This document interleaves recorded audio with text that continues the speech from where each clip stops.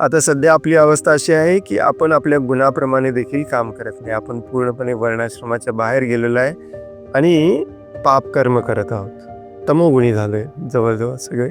आहेच तमोगुणी, ॲक्च्युली शूद्रच आहे, परंतु ते देखील एकदम खालच्या पातळीला जाऊन आपण वैदिक संस्कृतीला सोडून दिलेली.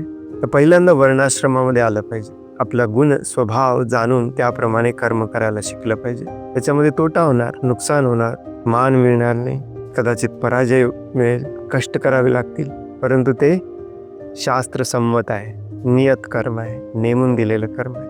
निदान ते तुम्हाला या भौतिक जगाच्या एकदम अघन्य घनवृत्तीच्या खालच्या पातळीमध्ये घेऊन जात नाही. हे पहिल्यांदा आपल्याला शिकायचं आहे मॅक्झिमम लोकांना. आणि मग हे शिकल्यानंतर वर्णाश्रमामध्ये आल्यानंतर मग तेच काम मी भगवंतांच्या संतुष्टीसाठी कसं करू, मला प्लीज मार्गदर्शन द्या, आपण असं म्हटलं पाहिजे आपल्या गुरुकडे जाऊन. मग आपल्याला भगवंत मिळतात. तेच काम सेम टू सेम भगवंतांच्या संतुष्टीसाठी. आता सध्या आपल्या लहरीप्रमाणे जे करते तेच सेम टू सेम भगवंतांसाठी करायचं. पहिल्यांदा वर्णाश्रमामध्ये यायचं आहे, मग ते भगवंतांसाठी करायचं. हरे कृष्ण.